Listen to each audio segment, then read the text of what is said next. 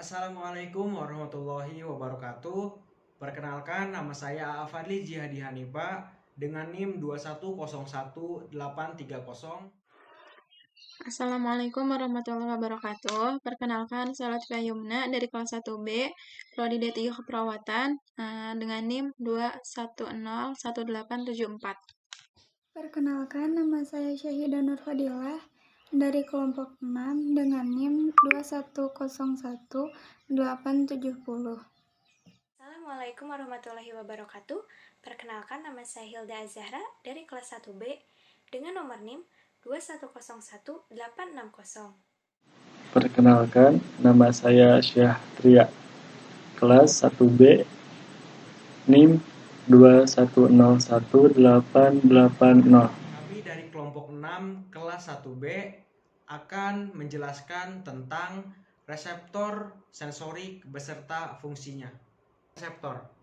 Reseptor adalah satu atau sekelompok sel saraf dan sel lainnya yang berfungsi untuk mengenali rangsangan tertentu yang berasal dari luar tubuh ataupun dari dalam tubuh.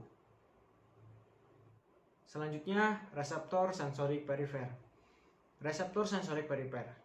1. Struktur yang menerima stimulus sensorik. 2. Memulai sinyal pada akson sensorik. 3. Dua kategori reseptor sensorik. 4. Ujung-ujung saraf khusus dari neuron sensorik. 5. Memantau informasi sensorik general. 6. Sel-sel reseptor independen, sel-sel epitel khusus atau neuron-neuron kecil. Reseptor sensorik dapat diklasifikasikan menjadi 3 jenis. Yang pertama, tipe stimulus yang terdeteksi.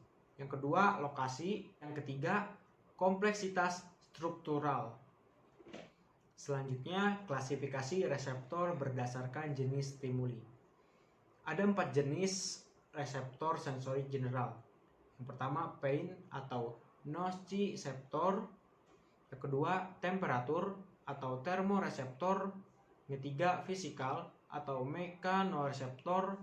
Yang keempat, semikal atau semoreseptor.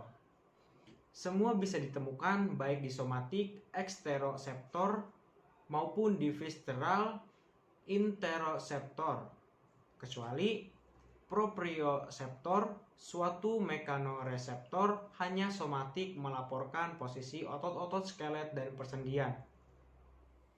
Reseptor nyeri atau juga nociceptor sensitif terhadap stimulus penghasil nyeri, panas atau dingin ekstrim, tekanan berlebihan, bahan kimia keras. Ujung-ujung saraf bebas. Cara kerja: sel-sel yang mengalami injuri akan melepaskan asam arahidonat.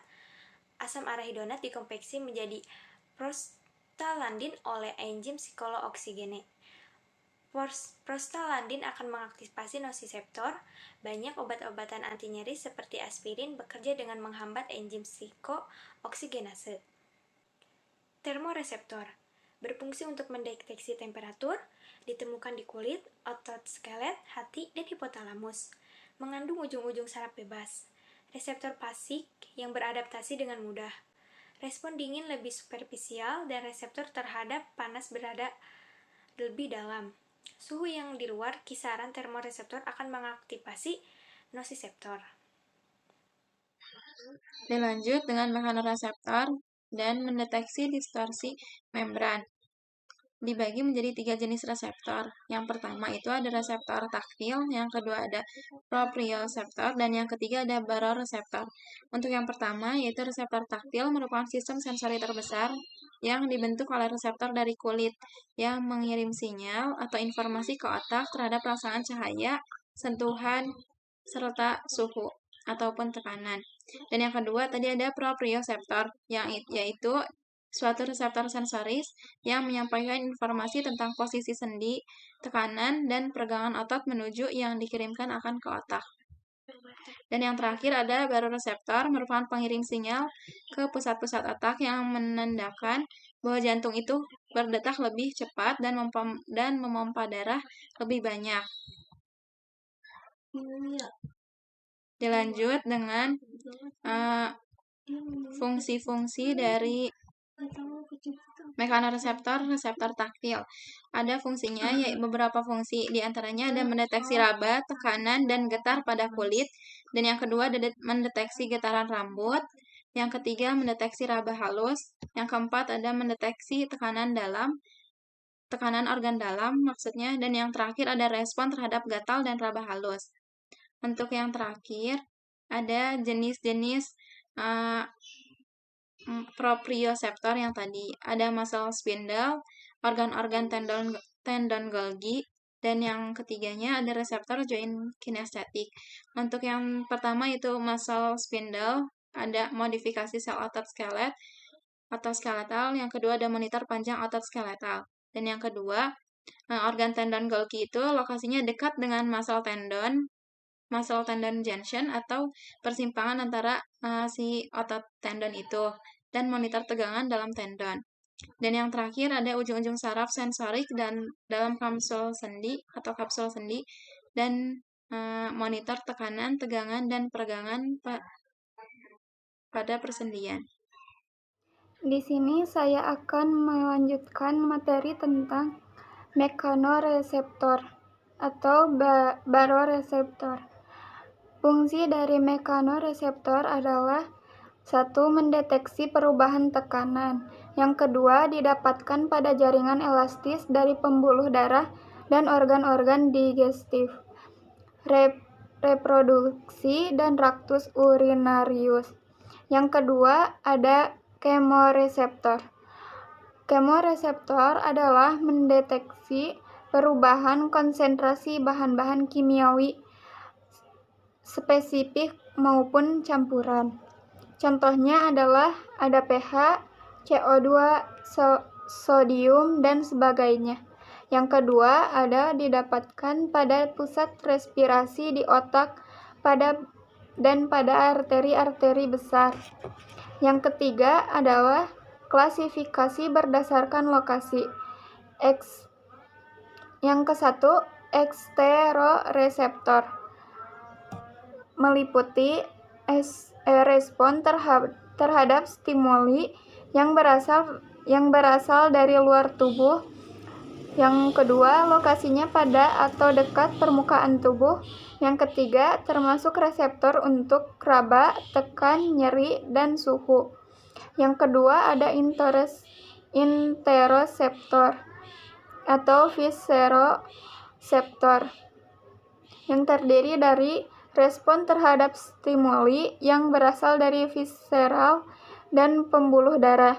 Yang kedua, monitor berbagai macam stimuli seperti perubahan kimiawi, regangan, jaringan, dan perubahan temperatur. Yang ketiga ada proprioseptor, meliputi respon terhadap tegangan otot, sketel, tendon, joint, ligamen, dan jar konektif yang menyelimuti tulang dan otot. Lanjutkan dengan klasifikasi berdasarkan struktur. A. Simpel atau sederhana. 1. Mayoritas. 2. Modifikasi perpanjangan dendrit dari saraf sensorik. Yang ketiga, ditemukan di kulit, membran mukosa, otot, dan jaringan konektif. B. 1. Dihubungkan dengan sensorik khusus, penglihatan, pendengaran, penciuman, dan pengecapan. Selanjutnya, reseptor sensorik general. 1. Terdistribusi luas. Ujung-ujung saraf dari neuron senorik ada 2, protopatik dan proprioseptik.